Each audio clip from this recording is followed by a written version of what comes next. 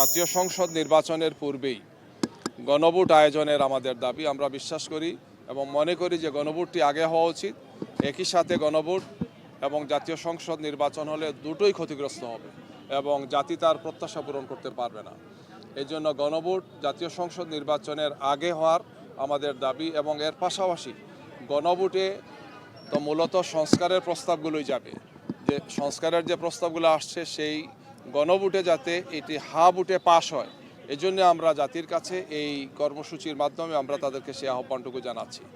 এবং আমরা ইতিমধ্যে দেখতে পাচ্ছি আলহামদুলিল্লাহ এই বিভাগীয় সমাবেশ সহ আগের যে কর্মসূচিগুলো আমরা করেছি, ঢাকা সহ বিভিন্ন জায়গাতে আমরা মানববন্ধন করেছি, বিক্ষোভ মিছিল করেছি, সমাবেশ করেছি, এই সবগুলো কর্মসূচিতেই এই দাবির পক্ষে গণজোয়ার তৈরি হয়েছে।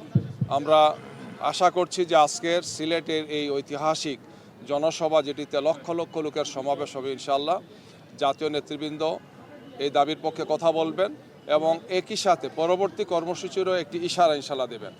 আমাদের অতীতে যেটা আমরা করেছি, যে কর্মসূচি শেষ হওয়ার পর শীর্ষ নেতৃবৃন্দ আবার বসেন, পর্যালোচনা করেন এবং পরবর্তীতে যে সিদ্ধান্ত হয় এই সিদ্ধান্তটি কেন্দ্রীয় লিয়াজো কমিটির মাধ্যমে সংবাদ সম্মেলনের মাধ্যমে সেটি প্রকাশ হয়।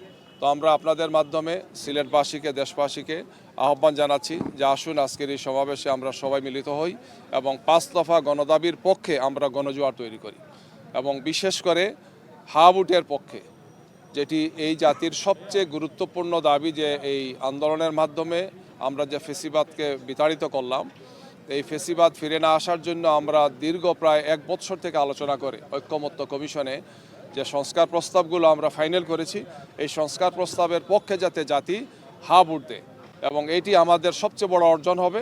আগামীতে বাংলাদেশে আর কোনো ফেসিবাদ ফিরে আসবে না ইনশাল্লাহ। এই জাতি একটি সুন্দর সুষ্ঠু নির্বাচনের মাধ্যমে আগামী ফেব্রুয়ারি মাসে 2026-এর মধ্য ফেব্রুয়ারিতে ইলেকশন হবে, সেখানে আমরা আশা করছি এর মাধ্যমে একটি স্থিতিশীল সরকার হবে এবং বাংলাদেশ তার অভিষ্ট লক্ষ্যে এগিয়ে যাবে ইনশাআল্লাহ।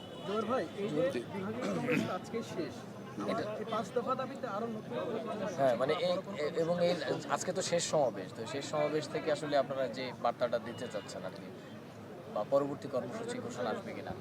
হ্যাঁ, আমরা তো বলেছি যে 5 দফা কর্মসূচি আমরা পালন করেছি, এটি সর্বশেষ কর্মসূচি আজকে হচ্ছে।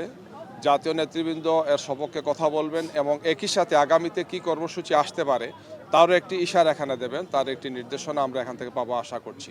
তবে ফাইনালি আমাদের শীর্ষ নেতৃবৃন্দ বসে তারপরে লিয়াজো কমিটির মাধ্যমেই চূড়ান্ত কর্মসূচি পরবর্তীতে আসবে। আপনারা সেটা আপনাদেরকে আমরা জানাবো। সেটা কি ধরনের কর্মসূচি আসতে পারে? এটা গণদাবি আদায়ের জন্য আমাদের সর্বোচ্চ শক্তি নিয়ে, জনগণকে সাথে নিয়ে, দেশবাসীকে সাথে নিয়ে এটা আদায় করার জন্য যে ধরনের কর্মসূচি দেওয়া উচিত সেই কর্মসূচি ইনশাআল্লাহ ওনারা দেবেন।